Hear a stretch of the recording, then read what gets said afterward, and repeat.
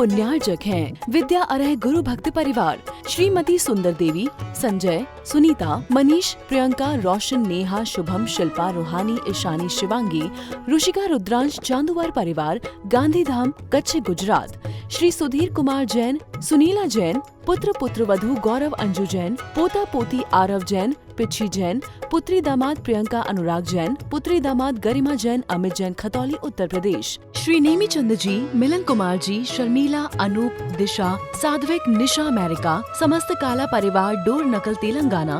महावीर जी, रूपा, प्रथम, समस्त पांड्या परिवार, वारंगल। कलश, प्रीति, समस्त पाटनी परिवार, ब्रह्मपुरी, बड़जात्या परिवार, राजस्थान। सकल दिगंबर जैन समाज, बड़गांव, सुरखंड, केकड़ी, राजस्थान। यात्रा कर रहा है, एक गिरने वालों की कहानी है। तो बंधुओं, कभी भी गिरो, हारो मत, घबराओ भी मत। ठीक है, गिर गए हैं, अब संभलना है और संभल करके अब हमें चलना है। गलती के कारण मनुष्य गिरता है। हर व्यक्ति के जीवन में गलती होती है, लेकिन गलती को जो समझ लेता है, सुधार लेता है, वो गिर भी जाए तो अपने आप को संभालने में तत्पर रहता है। गलती के संदर्भ में देखें, गलती करना एक सहज वृत्ति होती है। गलती को दोहराना अपराध है। गलती से सीख लेना एक समझदारी है और गलती को सुधारना जीवन की सबसे बड़ी उपलब्धि है। ऐसा कौन सा व्यक्ति नहीं है जिसके जीवन में कोई गलती ना हुई हो, लेकिन गलती को दोहराना सबसे बड़ा अपराध है और गलती से सीख लेना हर व्यक्ति की एक समझदारी बनती है और गलती को सुधार करके जीवन जीना ये उसके जीवन की सबसे बड़ी उपलब्धि मानी जाती है। तुम कहाँ हो? अपने आप को देखो। गलती करने वालों में हो या गलती दोहराने वालों में हो या गलती से सीख लेने वालों में हो या फिर गलती को सुधारने वालों में से हो, तय तुम्हारे लिए करना है। हम किस कैटेगरी में आते हैं? अपने मन से पूछो, तुम्हारा स्थान कहाँ पर है? पूजन करने वालों में हो कि दर्शन करने वाले में हो, नहीं आने वालों में हो, किस में हो? इतना सौभाग्य तुम्हारे लिए मिला है। जीवन मिला, जीवन जीने की कला मिली, संपन्नता मिली, स्वस्थ शरीर मिला, स्वस्थ जीवन मिला, अच्छा परिवार मिला, अच्छा देश मिला, अच्छा नगर मिला, सब कुछ अच्छा अच्छा मिला है। तो फिर हम कहाँ पर हैं? पूछो। देर से सोने वालों में हो और देर से उठने वालों में हो या जल्दी सोने वाले में हो कि जल्दी उठने वालों में से हो? अपने आप को देखना है, अपने आप को पूछना है। महाराज अभी तो पहले और दूसरे नंबर वाले में हो। कैसे? गलती करने वालों में हैं और गलती दोहराने वालों में। गलती से सीख लेने वाले की अभी हमारी कोई तैयारी नहीं है और गलती सुधारने वालों में से तो कुछ पता ही नहीं है कि नहीं। तो गलती करते हैं और गलती दोहराते भी हैं, इसलिए जिंदगी हमारी गंदी बन रही है। कल मैंने कहा था, गंगा का जल यदि नाली में चला जाए तो गंदा पानी बन जाता है। गंगा के जल का पतन हुआ, गिरा तो नाली में गिरा तो गंदा जल बन जाता है। संत कहते हैं यदि नाली का गंदा पानी यदि गंगा जल में मिल जाए, उसका उत्थान हो जाता है, उसका विकास हो जाता है, उसका स्थान बदल जाता है और गंदा पानी गंगा जल कहलाने लगता है। आप देखिए गंगा नदी कहाँ से निकली है? बनारस से तो निकली है ना? वही है ना गंगा नदी? बनारस में। तो वही तो मैं बोल रहा हूं, बनारस से निकली यानी बह करके आगे बढ़ रही है। कितना अशुद्ध पानी, उसमें गंदगी मिलती है, फिर भी गंगा को पवित्र कहा गया है। गंगा का जल पवित्र कहा गया है क्योंकि बहता हुआ जल हमेशा शुद्ध होता है। नाली का पानी भी यदि गंगा के जल में मिल रहा है तो वह भी स्थान ऊंचा पा रहा है। और गंगा का जल यदि किसी नाले में मिल जाए, नाली में मिल जाए तो गंदा हो जाता है। एक दूसरा उदाहरण मैं आपके सामने रखता हूं जो आप रोज करते हैं। आप जल से नहाते हैं, पानी से, तुम्हारे द्वारा नहाया हुआ जल पानी गंदा हो जाता है और वही जल जब प्रभु के मस्तक पर डालते हैं तो गंधोदक बन जाता है। कितनी पवित्रता उस जल में आ जाती है। तीसरा उदाहरण तुम्हारे लिए देता हूं। वही नदी का जल, साफ स्वच्छ जल यदि आम के पौधे में डाला जाता है तो सरस और मीठा आम का फल मिलता है।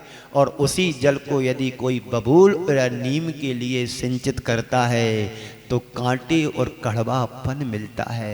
जल एक है, लेकिन जैसे पात्र में जाता है वैसा उसका जीवन बन जाता है। यदि उसी जल को तुम मस्तक पर, प्रभु के चरणों पर, मस्तक पर धारा करते हैं तो गंधोदक बन जाता है और अपने शरीर पर डालते हैं तो गंदा जल बन जाता है। तय तुम्हें करना है कि गंदे जल की तरह तुम्हें जीवन जीना है कि तुम्हें गंधोदक की तरह अपने जीवन को बनाना है। गिरे हुए व्यक्ति गंदे जल की तरह माने गए हैं और जो अपने जीवन में उपलब्धियों को प्राप्त कर गए वो उनका जीवन साफ स्वच्छ जल की तरह माना गया है। तो जीवन में गलती करते हैं और गलती दोहराते भी हैं, इसलिए जिंदगी हमारी गंदी कर लेते हैं। उनका जीवन निश्चित ही गंदा होगा। जीवन को पवित्र बनाना चाहते हैं यदि हम, तो गलती मत करें।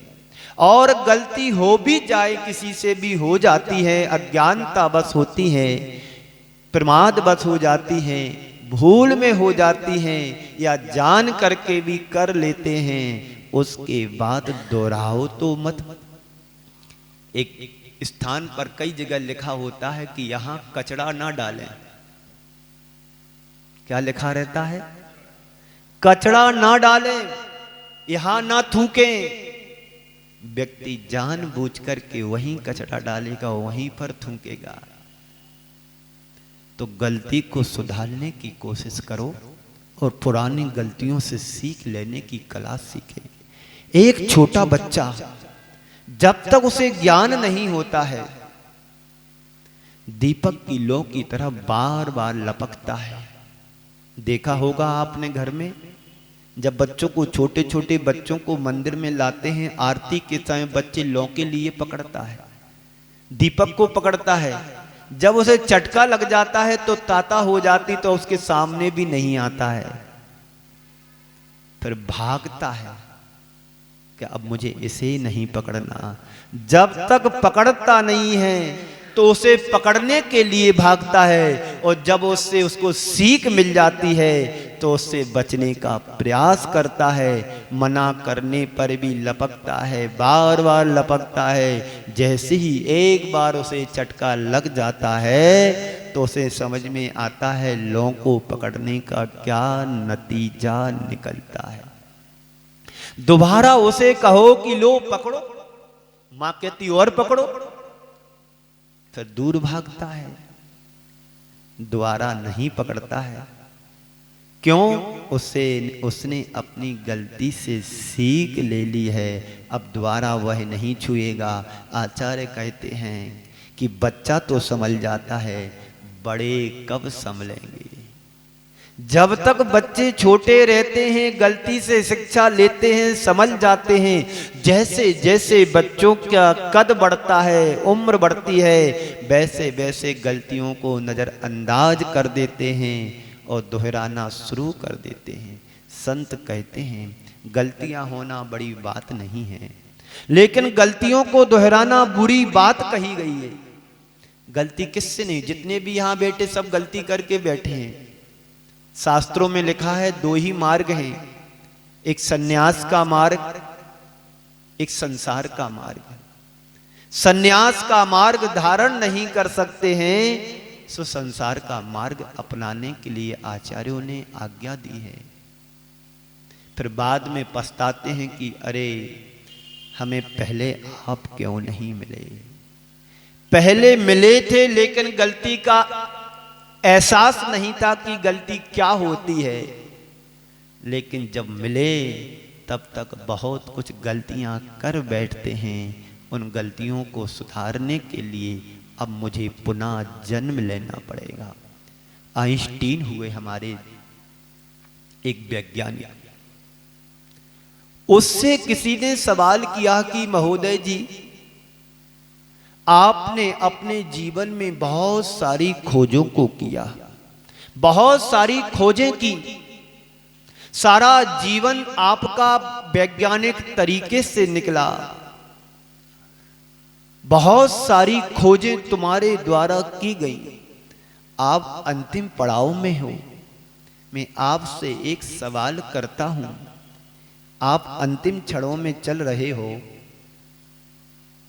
क्या आपके द्वारा कोई खोज शेष तो नहीं रहेगी जिसे आप उम्र के अंतिम पड़ाव तक खोजने में असमर्थ रह गए? आइंस्टीन ने जवाब दिया, हाँ, मेरी एक खोज अधूरी रह गई। अब मेरा अंतिम दौर चल रहा है, कब मेरा जीवन समाप्त हो जाए, इसे खोजने की खोज मेरी अधूरी रह गई। तो सामने वाले व्यक्ति ने पूछा, ये तो बताओ वो खोज तुम्हारी कौन सी अधूरी रह गई जिसे आप खोज नहीं पा रहे हो? उस व्यक्ति ने कहा, अल्बर्ट आइंस्टीन ने कहा कि मेरी खोज जो अधूरी रह गई उसे मुझे जन्म लेने के लिए भारत में जन्म लेना होगा। मुझे उस खोज को खोजने के लिए भारत में जन्म लेना होगा, और भारत में जन्म लेने के बाद ही उसे मैं खोज को पूरा खोज पाऊंगा। वह कौन सी खोज थी?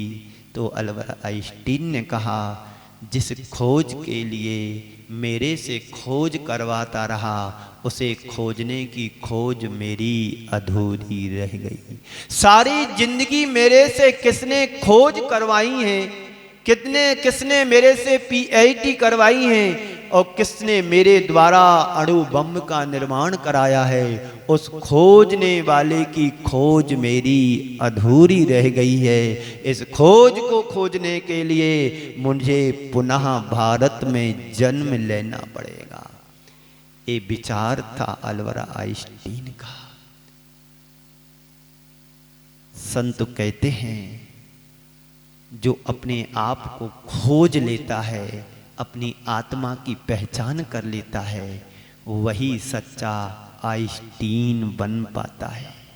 अभी तो हम दूसरों को खोजते हैं, पुलिस वाले चोरों को खोजते हैं, साहूकार ग्राहक को खोजते हैं, कौन कहाँ पर है, कौन ग्राहकी कहाँ हो रही है, और पुलिस वाले खोजते हैं कि कहाँ पर कौन बैठा है, उसको पकड़ने की हमारी जिम्मेदारी है। संत कहते हैं, बाहर नहीं अंदर खोजो, असली शत्रु तो तुम्हारा कर्म बैठा हुआ है, जो तुम्हें उठने नहीं देता है। गिराता है तो गिराता ही चला जाता है। उस कर्म को पकड़ो, उस कर्म रूपी चोर को पकड़ो, जिसको एक बार तुम पकड़ लोगे तुम्हारा जीवन संभल जाएगा। तो सीख लीजिए, अगर गलतियों से सीख लोगे तो गलतियां सुधर सकेंगी और जीवन आगे बढ़ा सकोगे, और गलतियों से सीख नहीं लोगे तो जीवन से हार जाओगे और जीवन तुम्हारा समाप्त हो जाएगा। बंधुओं, आने वाले दिनों में महावीर जयंती आ रही है। इस महावीर जयंती के बारे में कहा जाता है, भगवान महावीर के सिद्धांतों का हम सबके जीवन में सर्वाधिक महत्व है। बल्कि महावीर के युग में भगवान महावीर के सिद्धांत जितने प्रासंगिक थे, उससे अनंत गुणी प्रासंगिकता आज के दिन हमारे लिए है। क्योंकि महावीर के युग में हिंसा थी, पर हिंसा के उतने संसाधन उनके पास नहीं थे। आज हिंसा की अनेक पर्यायें प्रकट हो गई हैं, और उससे ज्यादा साधन भी हो गए हैं। दुनिया की स्थिति ऐसी है, अगर एक व्यक्ति के मन में फितूर आ जाए तो इस धरती का सर्वनाश हो सकता है। आज का समय हिंसा की दौड़ से गुजर रहा है।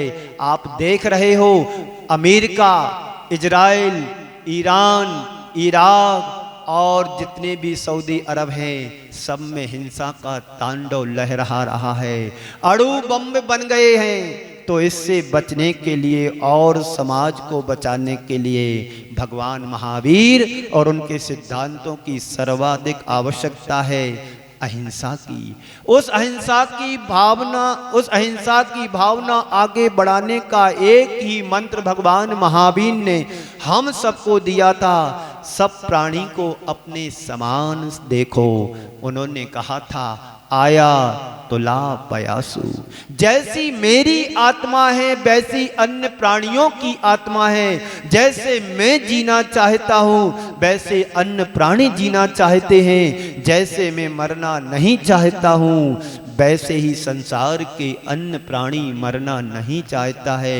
जैसे मुझे सुख प्रिय है वैसे ही अन्य प्राणियों के लिए सुख प्रिय होता है। इस आत्मसत्ता की दृष्टि से देखें तो सभी प्राणी समान हैं, एक लेवल पर जीने वाले हैं। आज वैचारिक असमंजस जैसी स्थिति आज हमारी समाज में हो रही है, बदलने के लिए भगवान महावीर का एकांतमय तत्व आवश्यक है, जो हमें वैचारिक स्तर पर उदार बनने के लिए प्रेरणा देता है, जिसकी आज लोगों के लिए सबसे ज़्यादा ज़रूरत है। अगर मनुष्य अनेकांत को आत्मसात कर ले तो वे मनुष्य वैचारिक रूप से बहुत कुछ सहन करने की क्षमता अपने भीतर विकसित कर सकते हैं, जो भगवान महावीर के सिद्धांतों में एक है। और भगवान महावीर अपरिग्रह, जो मनुष्य को अंतहीन लालसा से बचने का रास्ता बताते हैं, जिसकी आज सबसे ज़्यादा हमें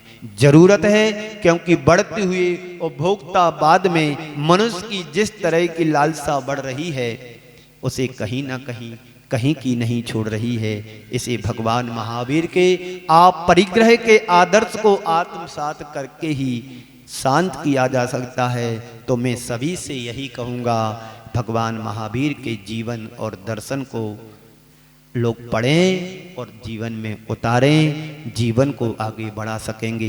यही भगवान महावीर का संदेश हम सबके लिए है। इस कार्यक्रम के पुण्यार्जक थे विद्या अरह गुरु भक्त परिवार, श्रीमती सुंदर देवी, संजय, सुनीता, मनीष, प्रियंका, रोशन, नेहा, शुभम, शिल्पा, रूहानी, ईशानी, शिवांगी, रुशिका, रुद्रांश, चांदुवार परिवार, गांधीधाम, कच्छ, गुजरात।